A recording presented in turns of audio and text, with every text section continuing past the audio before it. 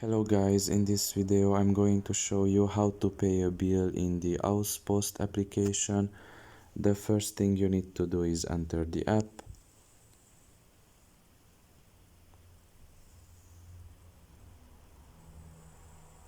Now once you're inside the app and you're in the home page, you should look at the bottom of your right corner and there you will find the more option. Press on it. And in this page you should look at the top of your left corner and you will see there the pay a bill option. Press on it.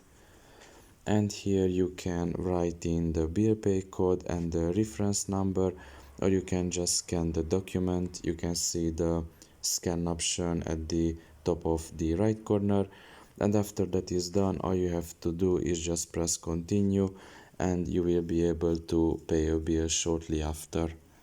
So yeah, pretty much this is all about it. I hope this video was helpful to you. Thank you for listening and see you next time. Bye bye.